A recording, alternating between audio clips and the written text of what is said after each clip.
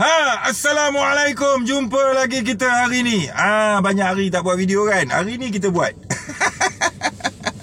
Apa khabar semua? Sihat Okey. Tak nak buang masa sebab video tak nak lebih 10 minit. Rugi. Okey, kita kedengaran hari ni. Kadar tarif tu nak naik, barang naik, itu naik, ini naik. Macam-macam kita dengar semuanya naik.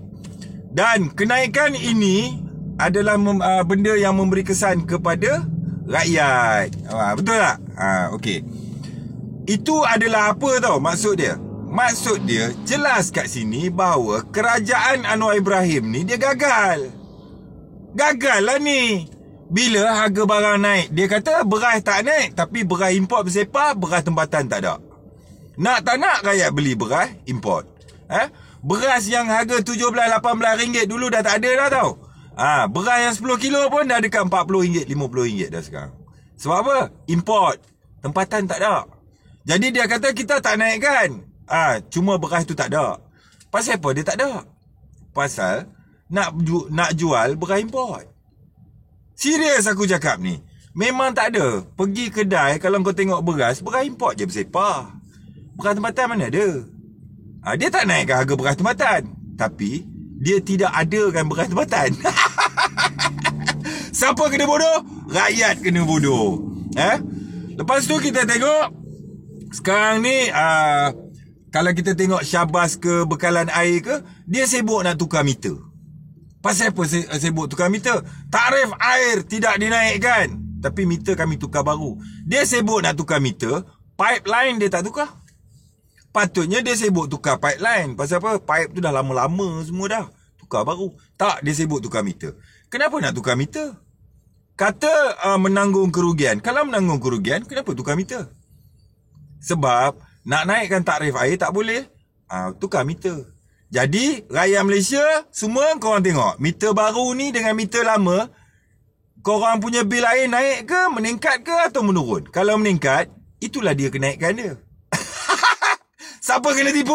Rakyat juga kena tipu. Lepas tu dia kata tarif elektrik tak dinaikkan. Memang tak dinaikkan. Wire pecah, wire berkarat semua bersepah ni. Kan? Yang tu dia tak nak tukar. Dia tukar apa? Tukar meter. Korang tengok meter api baru ni masuk. Tarif korang punya bil api lama dengan yang baru bertambah ke berkurang? Ke dia stay? Dia memang tak naikkan tarif elektrik. Tapi dekat meter baru tu nanti korang check lah. Siapa kena tipu? Rakyat lagi kena tipu. Jadi kat sini, ini adalah petanda besar kerajaan Anwar Ibrahim ni dia main wayang je. Dia main wayang sebab nak dapat gaji besar, nak dapat pencen, nak dapat kemudahan hidup. Kan? Sama juga lesen. Lesen itu hari kedengaran, fizikal dah tak ada. Kadar renew lesen diturunkan ke tidak? Satu negara dia pergi renew lesen, print sendiri. Sekarang fizikal tak ada dah. Siapa nak fizikal, print je sendiri dalam apps. Kalau dah print sendiri, lesen RM30 setahun, kasih turunlah RM20. Kan korang dah jimat. Penjimatan tu pergi kat siapa? Penjimatan tu kerajaan bantai. Bukan dia bagi kat rakyat.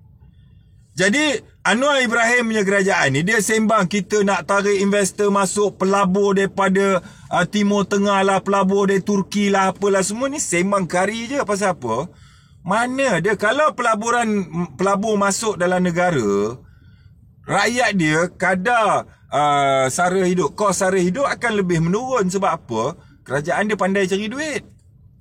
Ini kerajaan dia tak pandai cari duit. Bila tak pandai cari duit, dia ambil duit rakyat. Kita dah tengok kerajaan Muhyiddin Yassin dulu. Bila jadi emergency, Malaysia emergency pasal kes COVID, dia tolong rakyat pakai apa? Dia tolong rakyat pakai duit rakyat. Dia mana ada duit? Faham tak? Itulah EPF tu. Jadi kerajaan Anwar Ibrahim ni pun sama juga. Cuma dia kan menyusup secara pelan kalau kita tengok. Kau tengoklah kos sara hidup naik ni. Beras tak ada. Beras tempatan tak ada. Padahal kalau kita tengok secara congak bodoh je lah. Engkau sebagai ketua keluarga contohnya, engkau pergi keluar bawa sumber daripada luar masuk dalam rumah ke, atau kau bawa keluar sumber daripada dalam rumah untuk guna kat luar? Cuba fikir. Dah tahu tak pandai cari duit, janganlah duk tunjuk sana wayang sini wayang, sedekah sana sedekah sini. Rakyat kau kebuluh kang. Faham tak? Jadi kat sini terang, kalau harga barang naik, kos sara hidup rakyat naik, itu naik, ini naik, barang naik, itu tanda kerajaan Anwar Ibrahim ni dia tak pandai cari duit. Faham? Dia sembang je, pelabur sana masuk, pelabur sini masuk lah, itu masuk, ini masuk. Tapi yang kena tekan sebenarnya bukannya itu, bukannya ada yang masuk, malahan dia ambil hasil daripada rakyat pula. Bila kos sara hidup rakyat, kos tertentu, kos-kos yang menjadi ketetapan daripada rakyat ni meningkat, bermakna kerajaan tu dia tak cari sumber luar bawa masuk, dia ambil daripada sumber dalam rumah bawa keluar. Tahu? Dia ambil duit rakyat untuk gunakan, bukan dia ambil duit daripada investor ataupun dia cari duit gunakan bagi kat rakyat. Tak ada. Benda yang dah naik dia takkan turun. Susahlah nak turun. Kalau harga gula naik, harga beras naik ni, dia takkan turun ni. Dia akan stay lah. Kita tidak akan menaikkan. Bapak tak naikkan, dah naik stop. Besok lagi 5 tahun kita takkan naikkan, kita akan stay. Dia naik, dia tak turun dah. Nampak? Jadi sebab tu aku kata kerajaan ni dia tak pandai cari duit. Ekonomi tak develop. Bila tak develop, mana nak dapat sumber? Sumber kewangan tak ada, kerajaan tak ada duit. Apa dia buat? Tibai rakyat lah, lagi apa? Naikkan kos ni, naikkan kos tu. Ni semua tibai rakyat lah. Cuma cara Anwar Ibrahim ni dia smart sikit. Dia tibai cara sistematik. Rakyat tak perasan. Dan suara-suara macam Jebat Dahaka ni tak ramai. Jadi ramai rakyat, alah tak apalah sikit. Padahal dia tak sepatutnya naikkan. 1 sen tak boleh naik. Malahan dia kena fikir berusaha untuk nak turunkan, bukan naikkan. Ini aku dengar gula pun dah minta dinaikkan harga. Itu tanda kerajaan Anwar Ibrahim ni gagal. Sebab tu gula tu kena naikkan. Ibarat rumah dia bukan keluar pergi kerja cari duit bawa balik. Dia tibai duit dalam rumah, duit anak bini dia apa semua dia tibai, spend dekat luar. Dia bawa keluar. Lama-lama rumah tu pun boleh roboh, anak bini pun boleh porak beranda. Pasal apa? Sumber daripada dalam keluar, bukan sumber dari luar bawa masuk. Ini contoh congak yang paling simple, bodoh pakai lutut pun boleh nampak. Sembang, investor lah masuk, itulah masuk, inilah masuk, punai masuk. Kalau masuk, takkan harga barang semua naik? Takkan barang komoditi pun terkesan? Betul tak? So kita tengok, perhatikan game-game orang politik ni. Depa punya gaji tak turun punya. Depa punya gaji kau-kau punya. Kan? Lepas tu servis 5 tahun dapat pencen. Kaki tangan kerajaan servis 35 tahun baru dapat pencen. Depa servis 5 tahun je dapat pencen penuh. Nampak? Cek balik apa aku cerita ni, betul tak betul? Sebab tu ramai orang berebut nak jadi ahli politik. Pasal apa? Mereka tak payah servis macam staff-staff kerajaan dekat Putrajaya tu. Tak payah nak kena servis sampai 30 tahun. Tak payah. Mereka servis 5 tahun je. Makan pencen puluhan ribu. Setiap tahun, setiap bulan. Serve 5 tahun je. Kaki tangan kerajaan serve 30 tahun. 35 tahun kena servis.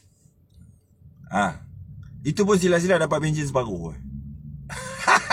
Sebab tu aku kata kejamnya orang politik ni yang ni lah. Kita nak tunggu satu pemimpin yang betul-betul tengok rakyat.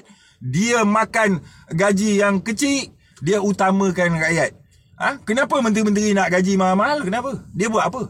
Apa yang hebatnya dia? Betul tak? Perdana Menteri, kenapa gaji dia macam tu punya mahal? Kenapa? Dia buat apa? Apa kerja dia? Pergi mesyuarat sana, mesyuarat sini. Semua kerja dia diberi keselesaan untuk kerja. Patut gaji dia 5-6 ribu je. Tak payah sampai berpuluh-puluh ribu. Nak buat apa? Kenapa atas dasar menteri dan Perdana Menteri dia gaji kena mahal? Kenapa? Yang nak bayar gaji tu duit rakyat. Kau pandai cari investor bawa masuk, kos sara hidup rakyat makin menurun, tak apa. Ni makin naik. So, nak tahu kerajaan tu gagal atau tidak? Inilah dia kalau nak tengok. Naik je harga barang, kerajaan tu gagal. Dia sembang je, investor masuk lah, itu masuk, punai dia masuk. Jual pelantar boleh lah. Sekian, wassalam. Hidup berakal, mati jangan berantu. Tengok satu benda, jangan jadi tunggul. Jadi lalang. Pasal apa? Dah lama sangat kita ni menunggul. Jadi tunggul bodoh tau. Asalkan tak sub menonong, ikut je. Fahamnya tidak, tengok pun tak nak. Ya? Fikir-fikirkan. Sekian. Wassalam.